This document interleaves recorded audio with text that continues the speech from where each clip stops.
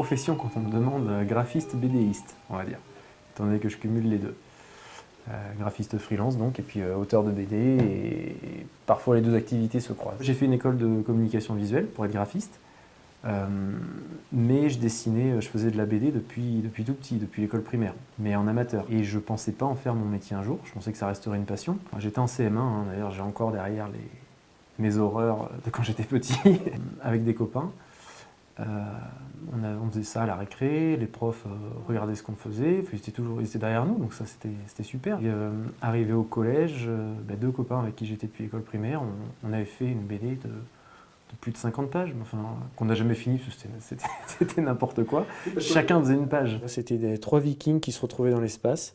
On ne savait pas du tout où on allait. Il fallait que je raconte une histoire. Même si je reproduisais un personnage, et ça aussi c'est quelque chose que je me rends de plus en plus compte, c'est que ce que je préfère dans la BD, c'est pas forcément dessiner en fait.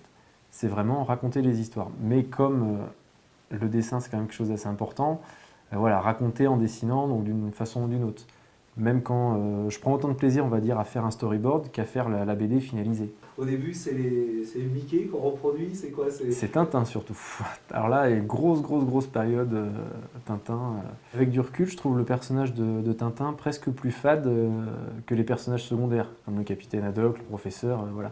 Et ça, c'est quelque chose que j'ai réalisé assez tard, quand je me suis rendu compte, moi, dans ce que je faisais, que je préférais mes personnages secondaires au héros principal de mes histoires. J'avais toujours... c'est difficile hein, de trouver un héros pour son histoire, hein, c'est quand même c'est pas évident. Mais une fois qu'il est en place, c'est vrai qu'on a plus de liberté avec les personnages secondaires parce qu'ils apportent quelque chose par rapport à quelque chose qui est déjà établi. Je lisais Tintin, mais je lisais aussi Spider-Man et je lisais Dragon Ball, et voilà.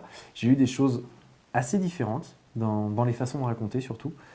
Et du coup, j'essayais de piocher à droite à gauche, et j'ai jamais voulu avoir un style. J'ai une grosse période manga quand j'étais ado, où je dessinais beaucoup de mangas, mais il suffisait que j'ouvre un comics et j'avais envie de dessiner des versions comics. Donc, parce que j'avais pas les mêmes histoires à raconter. Donc, entre le Grimoire pourpre et les enquêtes du Pichoujan, il y a une évolution déjà au niveau du trait.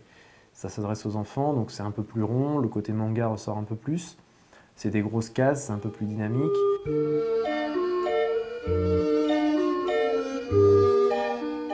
Quand j'ai mon histoire, voilà, je mets des tirets, il se passe ça, il se passe ça, il se passe ça, il se passe ça, et je fais mon histoire complète. Même s'il y a des moments où je me dis ça va être beaucoup trop long, c'est pas grave.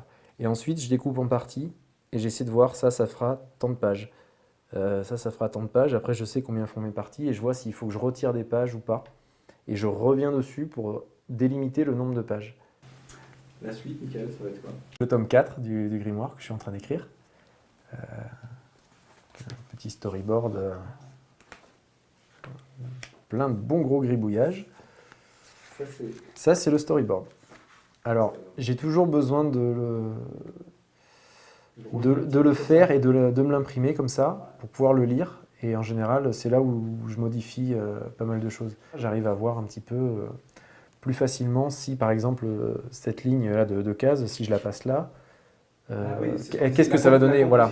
Qu'est-ce que ça va donner concrètement au niveau du format aussi.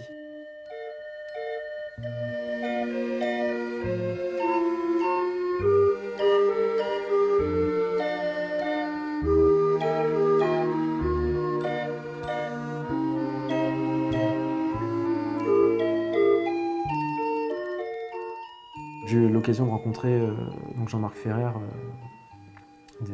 des Ardents Éditeurs, qui ne faisait pas de BD à l'époque, qui faisait donc romans illustrés, livres photos, comme il fait toujours, hein, donc toujours avec une identité régionale, pas du terroir, vraiment régional. C'est-à-dire, il se servait toujours de la région pour montrer des choses, pour extrapoler, voilà, c'était un support.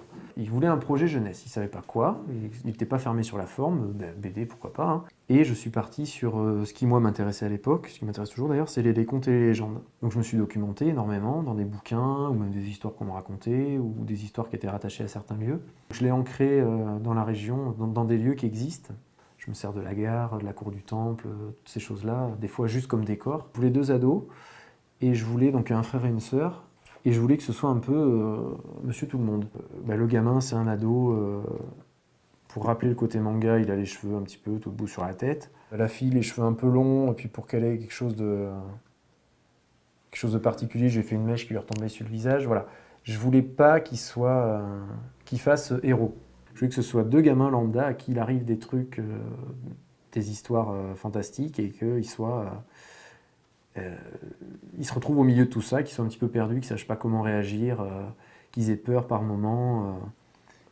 Et donc ensuite, bon voilà, j'ai fait celui-là sur Collonges-la-Rouge et sur Brive, avec ce personnage qu'on retrouve dans les enquêtes du Pichoujan en plus jeune. C'est la même famille. C'est ça. Et celui-ci qui se passe autour des dolmens en Creuse, notamment des pierres jaumâtres, où il y a beaucoup de légendes gauloises.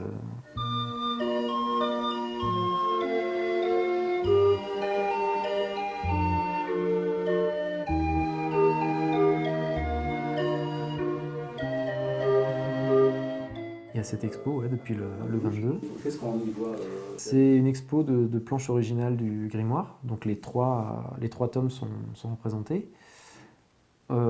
Quelques planches aussi des enquêtes, avec le comparatif planche noir et blanc, planche couleur à chaque fois. Et pour que l'expo soit un peu plus... que ce soit pas juste une expo de planches, on a mis quelques livres en exposition où j'ai épuisé les contes et les légendes. Voilà, donc ils sont ouverts aux pages d'un conte par exemple, et il y a le comparatif à côté. Donc on a le conte et ce que j'en ai fait. Je me suis toujours dit, même quand j'étais gamin, je me mettais à la place des petits Américains qui achetaient leurs comics, qui voyaient les histoires qui se passaient dans leur rue. C'est génial. Donc bon, ce côté-là, je voulais le retrouver.